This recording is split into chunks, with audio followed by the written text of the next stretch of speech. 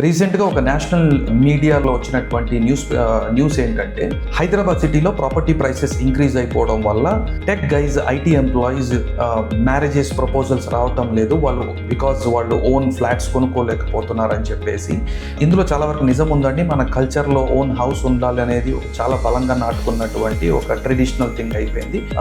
ఇది వేరే టాపిక్ అయినప్పటికీ కూడా అందులో ఉన్నటువంటి ఒక మిస్లీడింగ్ ఇన్ఫర్మేషన్ ఏంటి అని అంటే, హైటెక్ సిటీకి 40 నిమిషాల దూరం వరకు కూడా అక్కడ ఉన్నటువంటి నాన్ బ్రాండెడ్ అపార్ట్మెంట్స్ లో కూడా 1.2 to 1.5 crores పెడితే కానీ ఫ్లాట్ రావట్లేదు అనేటటువంటి చాలా మిస్లీడింగ్ ఇన్ఫర్మేషన్ అండి. ఎందుకంటే హైదరాబాద్ లో హైటెక్ సిటీకి జస్ట్ 25 minutes డిస్టెన్స్ లో, నేషనల్ ముంబై హైవే 65 లో, ఓఆర్ఆర్ ఎగ్జిట్ నెంబర్ 3కి జస్ట్ 5 minutes డిస్టెన్స్ లోనే ఇస్నాపూర్ లో, ముత్తంగిలో మీకు అద్భుతమైనటువంటి గేటెడ్ కమ్యూనిటీస్ అవ్వచ్చు, స్టాండ్ అలోన్ అపార్ట్మెంట్స్ అవ్వచ్చు, బిలో 50 lakhs మీకు ఆల్ ఇన్క్లూజివ్ మీకు ఫ్లాట్స్ వస్తున్నాయనండి.